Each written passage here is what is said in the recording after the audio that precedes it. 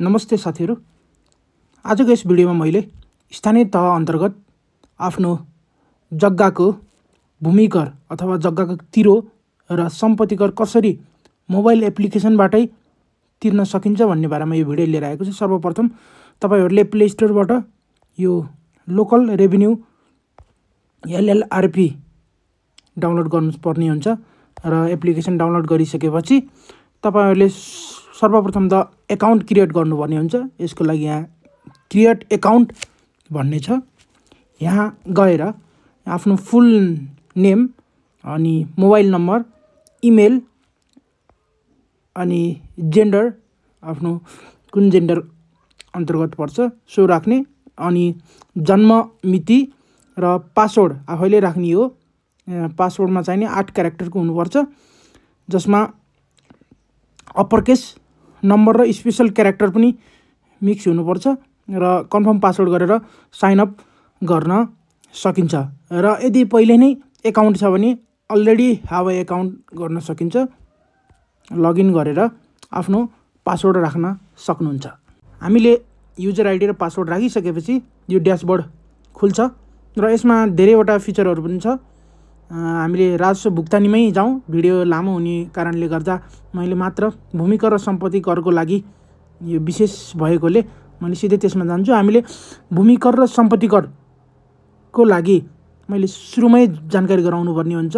हामीले यसमा किता नम्बर, क्षेत्रफलहरू राख्ने त होइन, हामीले मात्र स्थानीय तहबाट सम्पर्क राखेर कति तिर्नुपर्ने हो सोको विवरण भइसकेपछि हामीले एमाउन्ट मात्र राख्ने हो।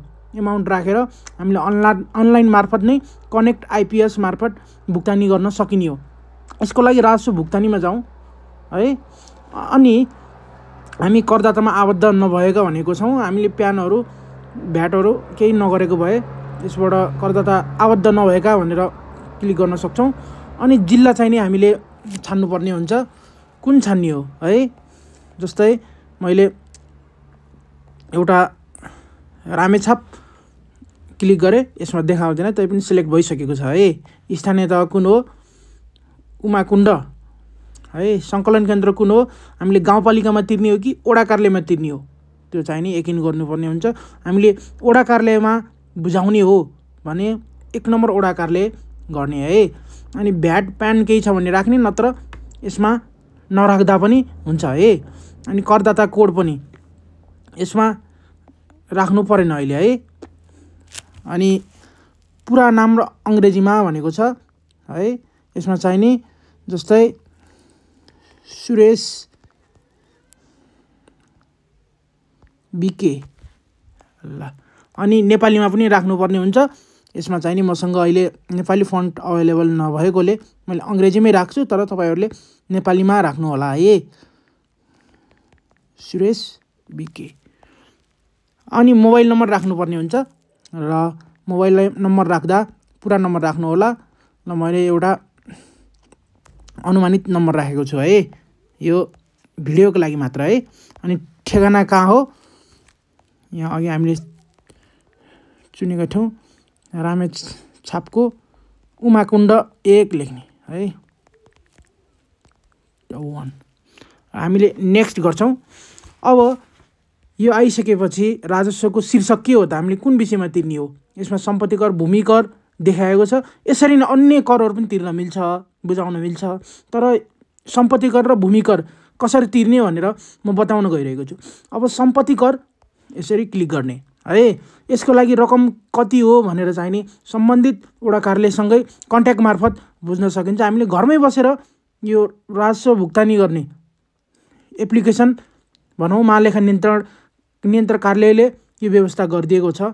र मानौँ मैले 120 छ तपाईँको भन्यो भने 120 है हामीले एड गर्नु पर्यो है। अनि त्यसपछि सेभ गर्ने है।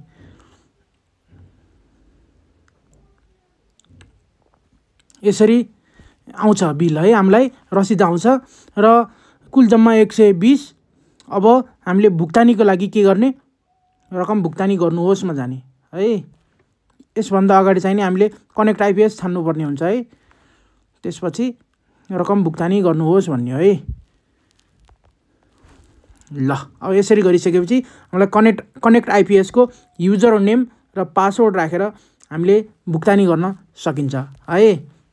अनि त्यसपछि फेरि अब हामीले भूमि कर त गऱ्यौँ, अब सम्पत्ति कर पनि एड गर्न सकिन्छ है।